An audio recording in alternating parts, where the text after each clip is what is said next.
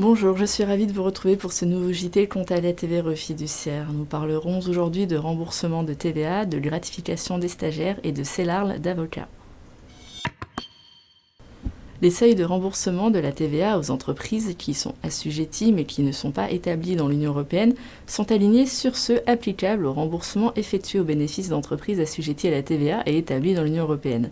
Ainsi, pour les demandes de remboursement de la TVA présentées au titre des périodes postérieures au 1er janvier 2015, ces seuils ont été portés à 50 € pour les demandes de remboursement annuel et 400 pour les demandes de remboursement trimestriel. Les entreprises accueillant un stagiaire pendant plus de 2 mois, consécutifs ou non, au cours de la même année scolaire universitaire, doivent lui verser une gratification minimale à partir du premier jour du premier mois de stage.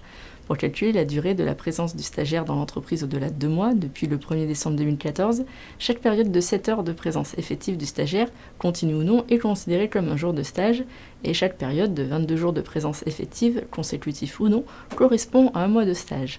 Pour les conventions de stage signées depuis le 1er décembre 2014, la gratification minimale des stagiaires à temps complet se calcule sur la base des heures de présence réellement effectuées et non plus sur la base de 151,67 heures. Pour les conventions de stage conclues entre le 1er décembre 2014 et le 31 août 2015, les gratifications mensuelles versées aux stagiaires ne sont pas soumises à cotisations et contributions sociales dans la limite de 13,75% du plafond horaire de la sécurité sociale multiplié par le nombre d'heures effectuées en stage.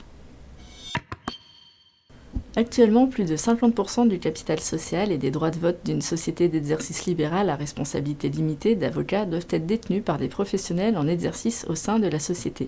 Le complément du capital de la CELARL peut être détenu par une personne exerçant une quelconque des professions libérales judiciaires ou juridiques. Il a été jugé qu'une société allemande ou française de commissariat aux comptes, chargée d'une mission de contrôle et de certification des comptes sociaux, n'exerçait pas une activité de conseil. Elle ne pouvait pas être assimilée à une profession juridique.